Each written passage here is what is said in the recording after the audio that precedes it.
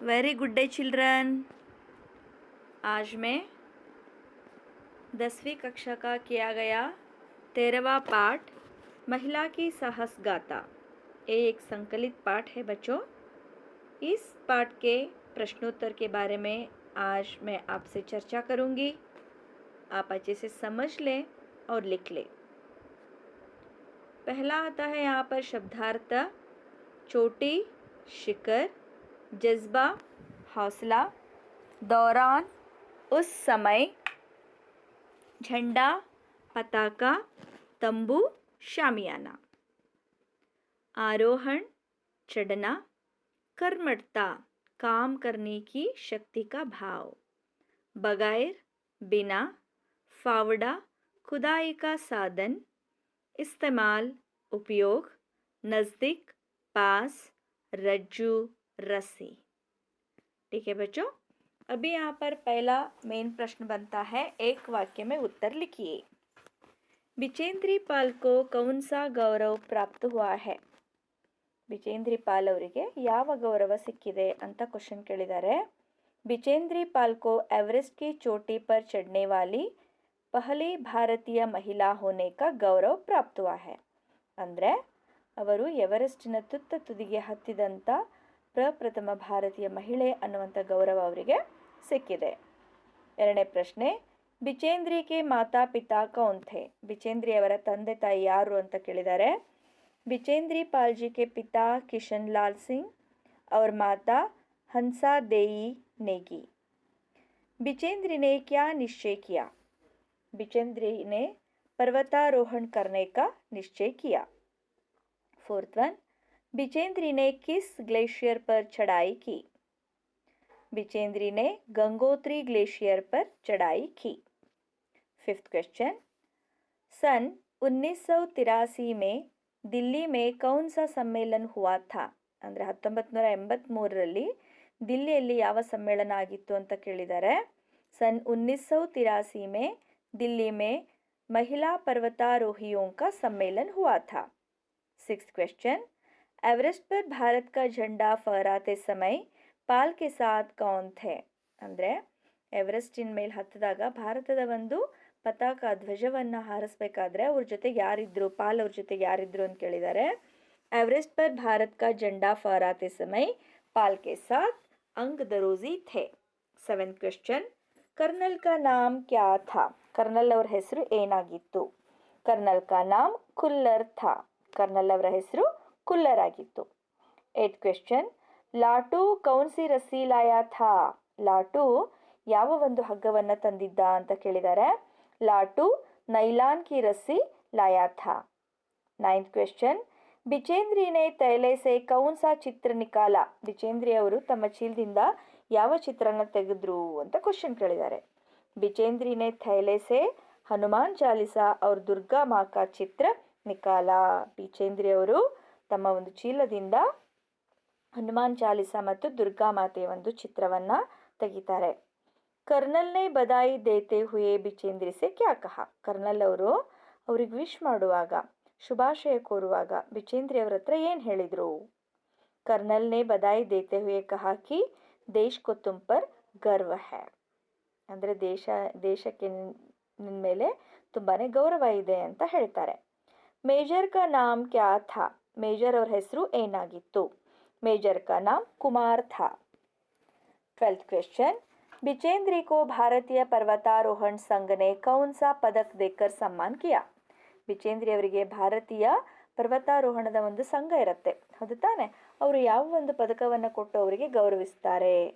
बिचेंद्री को भारतीय पर्वतारोहण संघ ने प्रतिष्ठित स्वर्ण पदक देकर सम्मान किया। ಬಂಗಾರದ ಪದಕ ಕೊಟ್ಟು ಅವರನ್ನ ಸನ್ಮಾನಿಸ್ತಾರೆ। 2-3 वाक्य में उत्तर लिखिए। पहला प्रश्न, बिचेंद्री पाल के परिवार का परिचय दीजिए। बिचेंद्री पाल ಅವರ ಪರಿವಾರದ ಒಂದು ಪರಿಚಯವನ್ನ ಕೊಡ್ರಿ ಅಂತ ಕೇಳಿದ್ದಾರೆ। बिचेंद्री का जन्म एक साधारण परिवार में हुआ था। ಅವರ ಜನನ ಒಂದು ಸಾಧಾರಣ ಒಂದು ಕುಟುಂಬದಲ್ಲಿ ಆಗಿತ್ತು।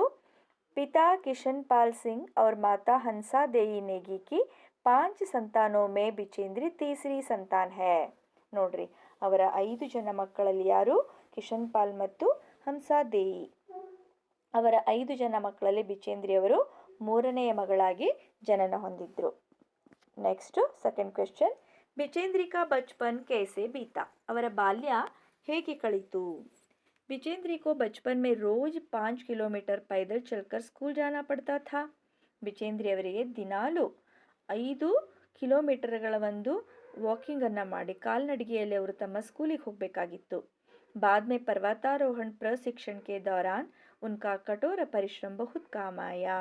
ಆನಂತರ ಇದೇ ಒಂದು ಅವರೇನು 5 ಕಿಲೋಮೀಟರ್ ನಡ್ಕೊಂಡು ಹೋಗ್ತಾ ಇದ್ರಲ್ಲ, ಅದೇ ಒಂದು ಶ್ರಮದ ಕೆಲಸ ಅದು, ಹೌದು ತಾನೆ? ಅದರ ಒಂದು ಪ್ರಶಿಕ್ಷಣ का मतलब यहाँ पर होता है ಟ್ರೈನಿಂಗ್ ಯಾ ತರಬೇತಿ. ಪರ್ವತಾರೋಹಣದ ತರಬೇತಿಯಲ್ಲಿ ಅವರಿಗೆ ಈ ಒಂದು ಕಠೋರ ಪರಿಶ್ರಮ ತುಂಬ ಕೆಲಸಕ್ಕೆ ಬಂತು ಅಂತ ಆಗತ್ತೆ. थर्ड क्वेश्चन, बिचेंद्री ने पर्वतारोहण के लिए किन किन चीज़ों का उपयोग किया? ಬಿಚೇಂದ್ರಿಯವರು ಪರ್ವತಾರೋಹಣಕ್ಕೋಸ್ಕರ ಯಾವ್ಯಾವ ವಸ್ತುಗಳನ್ನು ಉಪಯೋಗ ಮಾಡಿದರು ಅಂತ ಕೇಳಿದ್ದಾರೆ. बिचेंद्री ने पर्वतारोहण के लिए नायलॉन की रस्सी, 4 लीटर ऑक्सीजन आदि चीज़ों का उपयोग किया. ಅಂದರೆ ನಾಯ್ಲಾನ್ ಇಟ್ಸ್ ಒಂದು ಮಟೀರಿಯಲ್, ಸಿಂಥೆಟಿಕ್, ಅದು ಒಂದು ಮಟೀರಿಯಲ್ ಇರುತ್ತೆ. ಅದರ ಒಂದು ಹಗ್ಗ ಮತ್ತು 4 ಲೀಟರ್ ಆಕ್ಸಿಜನ್ನ ಒಂದು ಟ್ಯಾಂಕನ್ನು ಅವರು ತಗೊಂಡು ಹೋಗಿರ್ತಾರೆ. फोर्थ क्वेश्चन, एवरेस्ट की चोटी पर पहुंचकर बिचेंद्री ने क्या किया? ಎವರೆಸ್ಟಿಯ ಶಿಖರವನ್ನು ಮುಟ್ಟಿ ಬಿಚೇಂದ್ರಿಯವರು ಏನು ಮಾಡಿದರು ಅಂತ ಕೇಳಿದ್ದಾರೆ. एवरेस्ट की चोटी पर पहुंचकर बिचेंद्री ने अपने घुटनों बले बैठकर अपनी तैली से हनुमान चालीसा और दुर्गा माँ का चित्र निकाला. ನೋಡ್ರಿ, ಎವರೆಸ್ಟದ ತುದಿಗೆ ಮುಟ್ಟಿದ ತಕ್ಷಣ ಬಿಚೇಂದ್ರಿಯವರು ಗುಟ್ನೋ ಅಂದ್ರೆ ಮೊಣಕಾಲ ಮೇಲೆ ಕೂತ್ಕೊಂಡು ತಮ್ಮ ಬ್ಯಾಗಿಂದ ಹನುಮಾನ್ ಚಾಲಿಸ ಮತ್ತು ದುರ್ಗಾ ಮಾತೆಯ ಚಿತ್ರವನ್ನು ತೆಗೆದ್ರು. ಅವರು ಲಾಲ್ ಕಪಡೆ ಮೇ ಲಪೇಟ, ಕೆಂಪು ವಸ್ತ್ರದಲ್ಲಿ ಸುತ್ತಿ ಮತ್ತೇನು ಮಾಡ್ತಾರೆ ನೋಡ್ರಿ, ಛೋಟೆ ಸಿ ಪೂಜಾ ಕರ್ಕೆ ಇನ್ಕೋ ಬರ್ಫ್ ಮೇ ದಬಾ ದಿಯಾ, ಸಣ್ಣದೊಂದು ಪೂಜೆ ಮಾಡಿ ಅದನ್ನು ಬರ್ಫಲ್ಲಿ ಮುಚ್ಚುತ್ತಾರೆ. ಕುछ देर बाद सोनम पुलजर पहुंचे और उन्होंने फोटो निकालिए. ಸ್ವಲ್ಪ ಹೊತ್ತಾದ ತಕ್ಷಣ ಅಲ್ಲಿ ಸೋನಮ್ ಪುಲ್ಜರ್ ಅನ್ನೋರು ಬರ್ತಾರೆ ಮತ್ತು ಫೋಟೋನ ತೆಗಿತಾರೆ. ಥರ್ಡ್ ಮೇನ್ ಕ್ವೆಶ್ಚನ್, 4-5 ವಾಕ್ಯೋं में उत्तर लिखिए. 4-5 ವಾಕ್ಯಗಳಲ್ಲಿ ಉತ್ತರಿಸಿ ಅಂತ ಇದೆ. बिचेंद्री ने पहाड़ पर चढ़ने की तैयारी किस प्रकार की? ಬಿಚೇಂದ್ರಿಯವರು ಪರ್ವತ ಹತ್ತುವ ಒಂದು ತಯಾರಿಯನ್ನು ಯಾವ ರೀತಿ ಮಾಡಿಕೊಂಡ್ರು ಅಂತ ಕೇಳಿದ್ದಾರೆ. बिचेंद्री ने पहाड़ पर चढ़ने की तैयारी इस प्रकार की, कर्नल कुल्लर ने साउथ कोल तक की चढ़ाई के लिए 3 ಶಿಖರ್ ದಳों को 2 ಸಮೂಹ बनाए. ನೋಡ್ರಿ, 3 ಶಿಖರ ದಳ ಇರುತ್ತೆ, ಅದನ್ನು 2 ಗ್ರೂಪ್ಗಳನ್ನಾಗಿ ಮಾಡ್ತಾರೆ. ಮೈ ಸುಬಹ 4 ಬಜೆ ಉಠ್ ಗಯಿ, ಅಂದರೆ ತಾವು ಯಾರು ಬಿಚೇಂದ್ರಿ ಪಾಲ್ ಅವರು 4 ಗಂಟೆಗೆ ಎದ್ದೇಳ್ತಾರೆ. ಬರ್ಫ್ ಪಿಗ್ಲಾಯಿ ಅವ್ರ ಚಾಯ್ ಬನಾಯಿ, ಬರ್ಫನ್ನು ಕರಗಿಸಿ ಅದರಲ್ಲಿ ಟೀ ಮಾಡ್ತಾರೆ. ಕುಚ್ ಬಿಸ್ಕುಟ್ ಅವ್ರ ಆದಿ ಚಾಕ್ಲೇಟ್ ಕಾ ಹಲ್ಕಾ ನಾಶ್ತಾ ಕರ್ಕೆ, ನೋಡ್ರಿ ಅದು ಕುಟ್ ಅಂತ ಆಗಿದೆ, ಅದು ಕುಚ್ ದೊಡ್ಡ ಮಾಡ್ಕೊಳ್ರಿ. ಸ್ವಲ್ಪ ಬಿಸ್ಕೆಟ್ ಮತ್ತು ಅರ್ಧ ಚಾಕ್ಲೇಟಿನ ಒಂದು ಲೈಟ್ ಆದಂಥ ಟಿಫಿನನ್ನು ಮಾಡಿ ಏನು ಮಾಡ್ತಾರೆ, ಲಗ್ಭಗ್ 5:30 ಬಜೆ, ಹೆಚ್ಚು ಕಡಿಮೆ 5:30 ಟೈಮ್ ಆಗಿರ್ಬೋದು, ಅಪ್ನೆ ತಂಬೂಸೆ ಚಢಾಯಿ ಕಿಲೆ ನಿಕಲ್ ಪಡಿ, ತಮ್ಮ ಒಂದು ತಂಬು, ಟ್ಯಾಂಟ್, ಶಾಮಿಯಾನ ಅಂತ ಅರ್ಥ ಆಗುತ್ತೆ, ಅದರಿಂದ ಹೊರಗಡೆ ಬಂದು ಅವ್ರು ಏನು ಮಾಡ್ತಾರೆ, ಪರ್ವತ ಹತ್ತೋ ಕೆಲಸನ ಕೈಗೊಳ್ತಾರೆ. ಸೆಕೆಂಡ್ ಕ್ವೆಶ್ಚನ್, दक्षिणी शिखर पर चढ़ते समय बिचेंद्री के अनुभव के बारे में लिखिए. ದಕ್ಷಿಣದ ಶಿಖರವನ್ನು ಹತ್ತುವ ಸಮಯದಲ್ಲಿ ಬಿಚೇಂದ್ರಿಯರ ಅನುಭವ ಏನಾಗಿತ್ತು ಬರೀರಿ ಅಂತ ಕೇಳಿದ್ದಾರೆ. ದಕ್ಷಿಣಿ ಶಿಖರಕ್ಕೆ ऊपर हवा की गति बढ़ गई थी. ನೋಡ್ರಿ, ಹತ್ತುವಾಗ ಅದರ ಮೇಲಿನ ಒಂದು ಗಾಳಿಯ ಒಂದು ಸ್ಪೀಡ್ ತುಂಬಾನೇ ಜಾಸ್ತಿ ಆಗಿತ್ತು. उस ऊंचाई पर तेज हवा के झोंके बुरे बुरे बर्फ के कणों को चारों तरफ उड़ा रहे थे. ನೋಡ್ರಿ, ಆ ಒಂದು ಎತ್ತರದ ಪ್ರದೇಶದಲ್ಲಿ ತುಂಬ ಸ್ಪೀಡ್ ಆದಂಥ ಹವಾ, ಅದ್ರ ಜೊತೆಗೆ ಬುರೆ ಬರ್ಫಿನ ಕಣಗಳು ಎಲ್ಲ ಕಡೆ ಹರಡಿಬಿಟ್ಟಿರತ್ತೆ. ಓಕೆ, ಜಿಸಸೆ ಕುಚ್ ದಿಕಾಯಿ ನಹಿ ದೇ ರಹಾ ತಾ, ಆದ್ರಿಂದ ಅವ್ರಿಗೆ ಏನಿದೆ ಮುಂದ್ಗಡೆ ಅಂತ ಏನು ಕಾಣ್ತಿರಲ್ಲ. मैंने देखा कि थोड़ी दूर तक कोई ऊंची चढ़ाई नहीं है.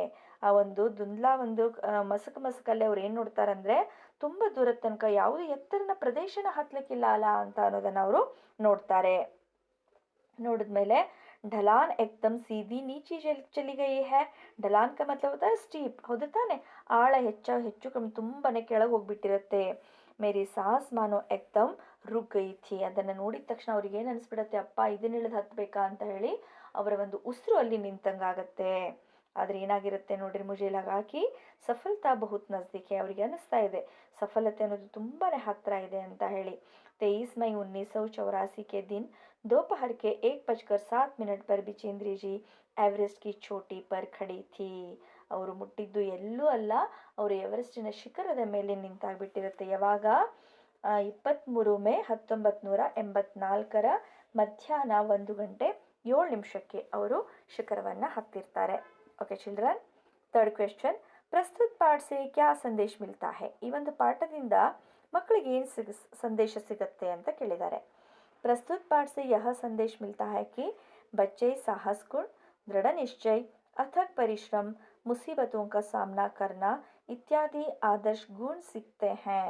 ನೋಡ್ರಿ ಏನು ಹೇಳ್ತಾರೆ, ಮಕ್ಕಳು ಸಾಹಸ ಗುಣ, ಓಕೆ, ದೃಢ ನಿಶ್ಚಯ, ಏನಾದರೂ ಒಂದು ನಿಶ್ಚಯ ಮಾಡಿದಾಗ ಅದು ಸ್ಟ್ರಾಂಗ್ ಆಗಿರಬೇಕು, ದೃಢವಾಗಿರಬೇಕು. ಅಥಕ್ ಪರಿಶ್ರಮ, ಬಿಟ್ಟು ಬಿಡದೆಯಲ್ಲಿ ಪರಿಶ್ರಮ ಮಾಡೋದು. ಆ ಒಂದು ಕೆಲಸದಲ್ಲಿ ಯಾವುದೇ ಕಷ್ಟಗಳ ಬಂದರೂ, ಮುಸಿಬತ್ ಕಾ ಮತ್ಲಬ್ ಕ್ಯಾ ಹೋತಾ ಹೈ, ಕಷ್ಟಗಳು, ತೊಂದರೆಗಳು, ಹರ್ಡಲ್ಸ್ ಬಂದರೂ ಕೂಡ ಅದನ್ನು ಎದುರಿಸುವಂಥ ಸಾಕಷ್ಟು ಆದರ್ಶ ಗುಣಗಳನ್ನು ಕಲಿತಾರೆ. इसके साथ ಅದ್ರ ಜೊತೆಗೆ ಹಿಮಾಲಯ ಕಿ ऊंची चोटियों की जानकारी प्राप्त करते हैं. ಹಿಮಾಲಯ ಪರ್ವತ ಅದು ಎತ್ತರದ ಶಿಖರಗಳು ಯಾವ ರೀತಿ ಇತ್ತು ಅನ್ನೋದ್ರ ಬಗ್ಗೆ ತಿಳ್ಕೊತಾರೆ. ಯಹ ಪಾಠ ಸಿದ್ಧ ಕರ್ತಾ ಹೈ ಕಿ ಮೆಹನತ್ ಕಾ ಫಲ್ ಅಚ್ಚಾ ಹೋತಾ ಹೈ. ಒಟ್ಟಾರೆಯಾಗಿ ಈ ಪಾಠ ಏನನ್ನ ಇಲ್ಲಿ ನಿರೂಪಿಸುತ್ತೆ ಅಂತ ಹೇಳಿದ್ರೆ, ಮೆಹನತ್ ಕಾ ಫಲ್ ಮೀಠಾ ಹೋತಾ ಹೈ ಯಾ ಮೆಹನತ್ ಕಾ ಫಲ್ ಅಚ್ಚಾ ಹೋತಾ ಹೈ. ಪರಿಶ್ರಮದ ಒಂದು ಫಲ ಏನಾಗಿರುತ್ತೆ, ಇಟ್ಸ್ ಅ ವೆರಿ ಗುಡ್ ಅಂತ ಹೇಳುವಂಥದ್ದು, ಒಳ್ಳೆಯದಾಗಿರುತ್ತೆ ಅಂತ ಹೇಳ್ತಾರೆ. ದೆನ್ ಅನುರೂಪ್ ಶಬ್ದ ಲಿಖಿಯೇ. ಪಹಾಡ್, ಗಿರಿ, ಚೋಟಿ, ಶಿಖರ್. ಕಾಲಾನಾಗ್, ಪರ್ವತ್, ಗಂಗೋತ್ರಿ, ಶಿಖರ್. Colonel, Kullar, major, Kumar. चाय, गरम, बर्फ, ठंडा. फिफ्थ वन, पहले हिमालय पर्वतारोही पुरुष तेनजिंग नोर्गे. पहली एवरेस्ट पर्वतारोही महिला बचेंद्री पाल.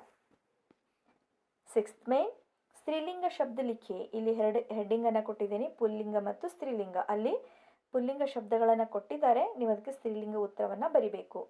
बाप, माँ, पुरुष, स्त्री, भाई, बहन, बेटा, बेटी, श्रीमान, श्रीमती. सेवेंथ में उदाहरण के अनुसार लिखिए. उदाहरणೆಯ ಪ್ರಕಾರ ಅದನ್ನು ಬರಿಬೇಕು. पर्ड प्लस आई पढ़ाई, चढ़ प्लस आई चढ़ाई. थर्ड वन, कठिन प्लस आई कठिनाई. ಅಲ್ಲಿ ಈ ಬಿಟ್ಟು ಹೋಗಿದೆ, ಯು ಹ್ಯಾವ್ ಟು ರೈಟ್ ಬಡಾ ಇ. फोर्थ वन, ऊंचा प्लस आई ऊंचाई. फिफ्थ वन, बड प्लस आई बड़ाई. ओके. एट्थ में अन्य वचन रूप लिखिए. चट्टान चट्टान, रस्सी रस्सियाँ, शीशा शीशा, छोटी छोटियाँ, चादर चादर. विलोम शब्द ಅಂದರೆ अपोजिट वर्ड्स. आरोहण अवरोहण, चढ़ना उतरना. थर्ड वन, ठंडा गरम. फोर्थ वन, परिश्रम आलस्य. फिफ्थ वन, सामने आमने. 10th मेन क्वेश्चन, समानार्थक शब्द लिखिए.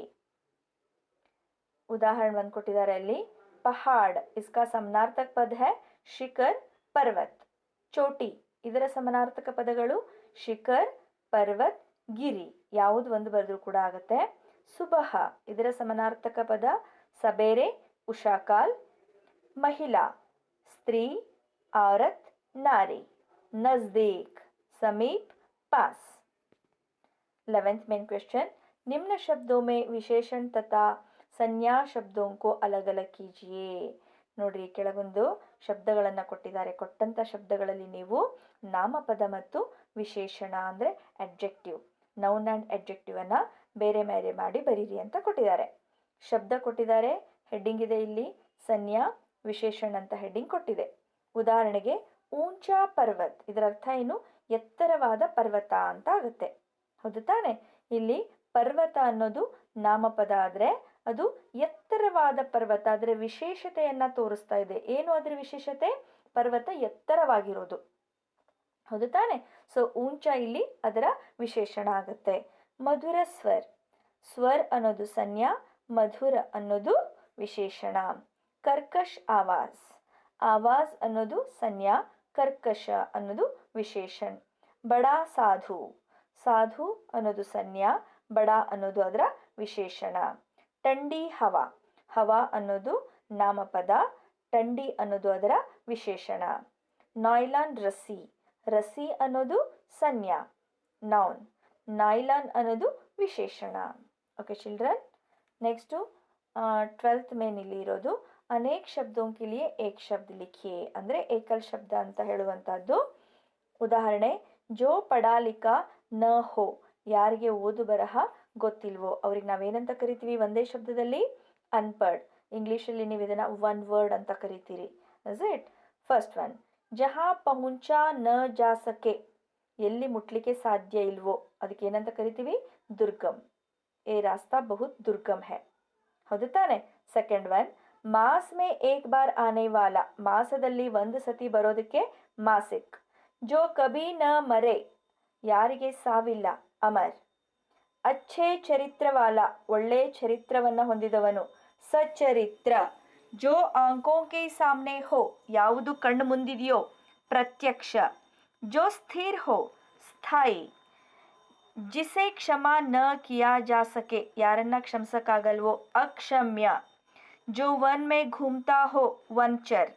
ಜಿಸ್ಕಾ ಸಂಬಂಧ ಪಶ್ಚಿಮ ಸೆ ಹೋ, ಅಂದರೆ ಯಾವ ಸಂಬಂಧ ಪಶ್ಚಿಮದ ಕಡೆ ಇರುತ್ತೋ ಅದಕ್ಕೆ ಪಾಶ್ಚಾತ್ಯ. ಜೋ ಉಪಕಾರ ಮಾನ್ತಾ ಹೈ, ಕೃತಜ್ಞ. ಆನ್ಸರ್ಗಳನ್ನು ಬ್ರ್ಯಾಕೆಟಲ್ಲಿ ಕೊಟ್ಟಿದೆ ಮಕ್ಕಳೇ. ದೆನ್ 13th ಮೇನ್, कन्नड़ और अंग्रेजी में अनुवाद कीजिए. फर्स्ट वन, बिचेंद्री का जन्म एक साधारण परिवार में हुआ था.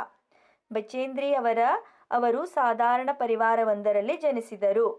ಬಿಚೇಂದ್ರಿ was born in an ordinary family. Second one, Bachendri को रोज पैदल चलकर स्कूल जाना पड़ता था. ಬಿಚೇಂದ್ರಿಯವರು ನಡೆದೇ ಶಾಲೆಗೆ ಹೋಗಬೇಕಾಗುತ್ತಿತ್ತು. बिचेंद्री had to go by walk to her school every day. दक्षिणी शिखर के ऊपर हवा की गति बढ़ गई थी. ದಕ್ಷಿಣ ಶಿಖರದ ಮೇಲೆ ವಾಯುವಿನ ವೇಗ ಹೆಚ್ಚಾಗಿತ್ತು. The speed of wind is increased towards southern summit. मुझे लगा कि सफलता बहुत नज़दीक है. ಸಫಲತೆಯ ಕ್ಷಣಗಳು ಬಹಳ ಸಮೀಪದಲ್ಲಿಯೇ ಇದೆ ಎನಿಸುತ್ತಿತ್ತು. I felt success is very near.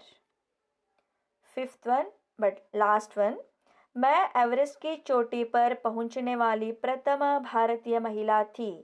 ನಾನು ಎವರೆಸ್ಟ್ ಶಿಖರವನ್ನು ಮುಟ್ಟಿದ ಪ್ರಥಮ ಭಾರತೀಯ ಮಹಿಳೆಯಾಗಿದ್ದೆ. I was the first Indian to reach the summit of Mount Everest. Once again I repeat, I was the first Indian to reach the summit of Mount Everest. Children, it's the last question for you. That's why I'm finishing my question answer discussion here. So, thank you.